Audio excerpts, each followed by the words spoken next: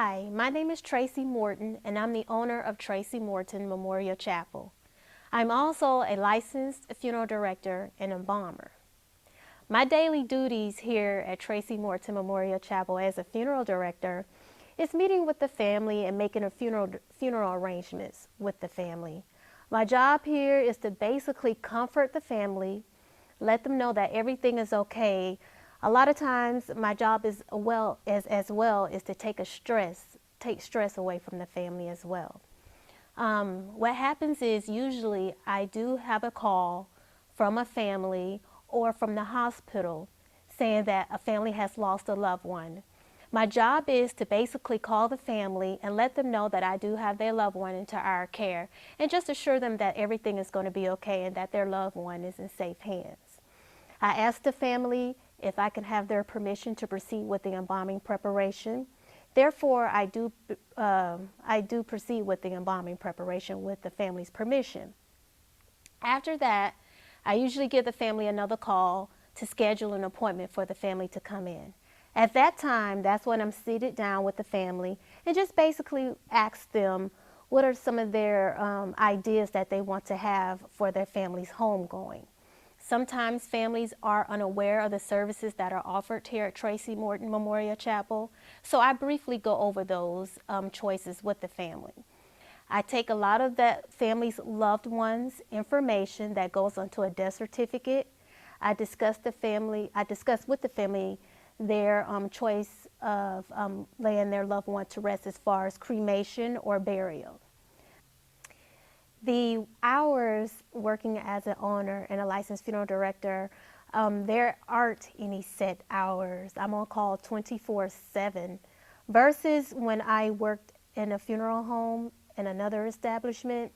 Basically, I clocked in and clocked out, and I just worked a straight out 8-hour day. But now since I'm the owner, I'm always on call 24/7. I always get calls from my families, or say for instance a death call in the middle of the night. Again, that's what has me to come in 2 or 3 o'clock in the morning to actually prepare a family's loved one. So as an owner and a licensed funeral director and embalmer here at my facility, I'm always on call 24/7, and that's the work schedule for me. The stress level, it can be very high because if you love what you do, you a lot of times take your work home. I take on a lot of the burden from the families, a lot of stress that they're going to, a lot of sorrowness that they're going through. I take that home with me, and it bothers me because sometimes you just want to be able to be there for those families, and just to let them know that you do care. You care for each and one of your families, but it's very, very stressful, as well as making sure that their loved ones are prepared for them to see their loved one for the final time. I take very dear to that with my heart because it's very stressful. You just want to make sure everything is perfect. With the funeral home, you only have one time to make sure that that family is pleased, and this is their loved one. So you want to make sure that everything is done perfect the first time because there is no going back. So in all, that is very stressful for me. The requirements of becoming a funeral director and an embalmer is basically enrolling into a mortuary science school. The program is usually about 2 years, and then from that point on, you have to complete a years of internship in a funeral home. You have to make sure that that funeral home is accredited funeral home to allow students to complete their year of internship. Then you have to sit for 2 tests. The first one is a conference, and the second one is the state statutes.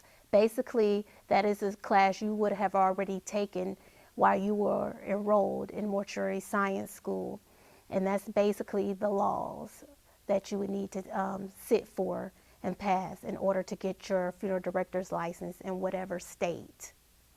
And then once you've completed that, you will have received your degree in Associates in Science with Mortuary Science. The worst part of my job, which I must admit is very hard for me to say the worst part of my job, but I will say the most trying part of my job is when you're meeting with grieving families, and they just take things out on you because you feel bad, and you're like wondering, why are they going off on me? But you have to just realize that they're grieving, and sometimes they just don't understand. They may not even realize the things that they're saying to you. But on the other hand, the best part of the job is when that family comes back to you and say, you know what, I apologize, I'm sorry, thank you for being there for me, thank you for understanding, and I'm very pleased with the services. My final advice for anyone who's looking to enter this profession would be basically to first get some information from a college that offers this program, speaking with the head of the department and seeing if you have their permission to actually get some information and possibly watching a embalming process.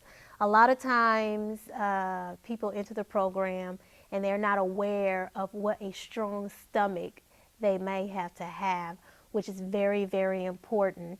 I quite can remember when I was enrolled in college that a lot of people did leave the program because they were unable to handle the gross anatomy of the embalming process. Another piece of advice I would give someone is actually volunteering at a funeral home. If that funeral home actually allows that, that would be something to look into. There would be limitations on the things that you would be able to do, I'm quite sure. It just depends on the establishment.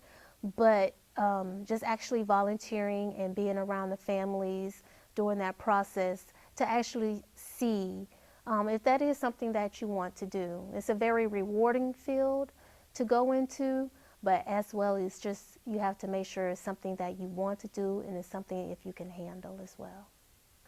And other information of just reading, there's so much stuff on the internet. Even going to YouTube to actually watch an embalming process, that's actually on there.